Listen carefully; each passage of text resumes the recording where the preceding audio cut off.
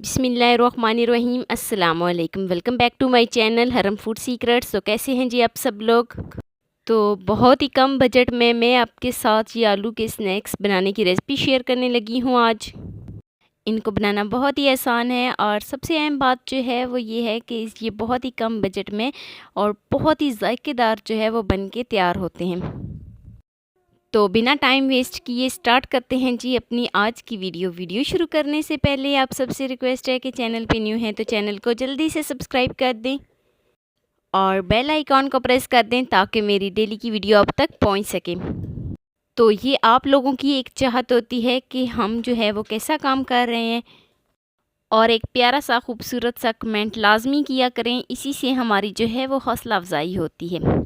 तो चलिए शुरू करते हैं जी अपनी आज की वीडियो। आलू के ये स्नैक्स बनाने के लिए यहाँ पर मैंने 3 से 4 अदद आलू लिए हैं। आलू में मैंने 2 गिलास पानी शामिल किया है। तो आलू को हम सॉफ़्ट कर लेंगे प्रेशर कुकर में। यहाँ पर मैं सिर्फ 6 से 7 मिनट के लिए रखूँगी।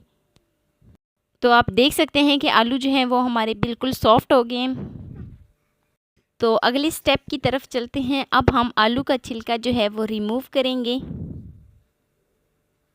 सारे आलूओं का हम इसी तरीके से छिलका उतार लेंगे। जब कभी भी आप फ्री हों तो आप आलू के ये वाले स्नैक्स बना सकते हैं। सबसे अहम बात यह है कि इसमें ज़्यादा टाइम नहीं लगता। यहाँ पर मैंने सिर्फ़ और सिर्फ इसमें आधा घंटा लगाया है और आप यकीन जानिए कि हमारे आलू के स्नैक्स ये इतने जायकेदार बने थे ना। बहुत ही आसान ये रेसिपी है जिसमें बहुत ही जल्दी आपके चटपटे से आलू के स्नैक्स बन जाते हैं। तो सारे आलू का हमने छिलका जो है वो रिमूव कर लिया है। तो व्यूवर्स अगले स्टेप्स की तरफ चलते हैं। अगले स्टेप में हम क्या करेंगे कि यहाँ पर मैंने 2 मीडियम साइज़ के प्याज लिए हैं। एक मीडियम साइज़ का मैंने टमाटर लिया है, उसको मैंने दरमियान से इस तरीके से काट लिया है। और अब यहाँ पर मैं टमाटर को भी काट लूँगी, वो भी इसमें शामिल करूँगी और साथ ही मैं इसमें हरी मिर्च भी शामिल करूँगी। यहाँ पर मैं 2 से 3 हरी मिर्च ले रही हूँ। तो प्याज, हरी मिर्च और टमाटर को शामिल करने के बाद बिल्कुल फाइनल चॉप कर लेंगे।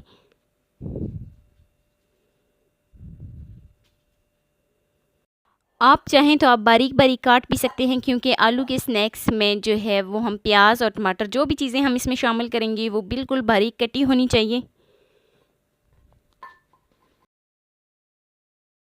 तो लीजिए जी, प्याज, टमाटर और हरी मिर्च जो हैं वो हमारी चॉप हो गई हैं। बिल्कुल इस तरीके से आप भी बारीक बारीक चाहें तो काट सकते हैं या फिर आप चॉप कर सकते हैं।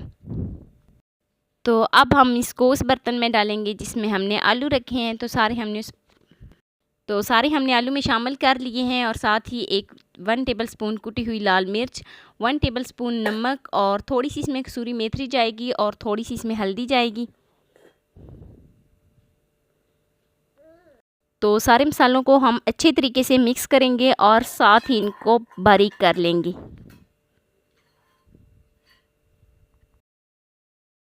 तो यहाँ पर अब हम इसको मैश कर लेते हैं। यहाँ पर हमने बहुत ही अच्छे तरीके से इसको मैश कर लिया है। तो आप देख सकते हैं कि जो आलू हैं वो हमारे किस तरीके से मैश हुए हैं, बहुत ही अच्छे तरीके से।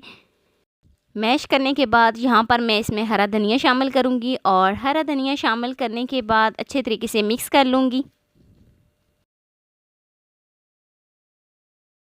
तो चम्मच की मदद से ऊपर से हल्का हल्का प्रेस करूँगी ताकि जो गुठली वगैरह है वो भी रिमूव हो जाए।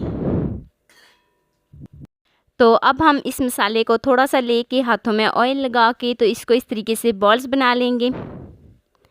तो इसी तरीके से हम सारी बॉल्स जो हैं वो बना लेंगे। तो सारी बॉल्स बनाने के बाद अब चलते हैं जी अगले स्टेप्स की तरफ। जो अगला स्टेप है हमारा वो बहुत ही अहम है। तो अब हम क्या करेंगे जी, यहाँ पर मैंने 1 अदद अंडा लिया है। अंडे को मैंने एक अलग बर्तन में निकाल लिया है। अंडे को निकालने के बाद अच्छे तरीके से फेंट लेंगे ताकि बहुत ही अच्छे तरीके से ये मिक्स हो जाए।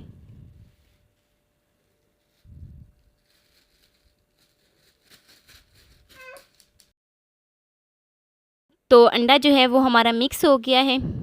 अब हम इसको रखते हैं जी साइड पे और चलते हैं जी अगले स्टेप्स की तरफ। तो यहाँ पर मैंने तो यहाँ पर मैंने एक बर्तन में जो है वो अंडे को फेंटा है और एक बर्तन में मैंने ब्रेड क्रम्स लिए हैं और चम्मच की मदद से अच्छे तरीके से पहले हम इन बॉल्स को अंडे के अंदर डिप करेंगे और उसके बाद अब हम इसके ऊपर ब्रेड क्रम्स लगाएंगे और सारे हम इसी तरीके से कर लेंगे।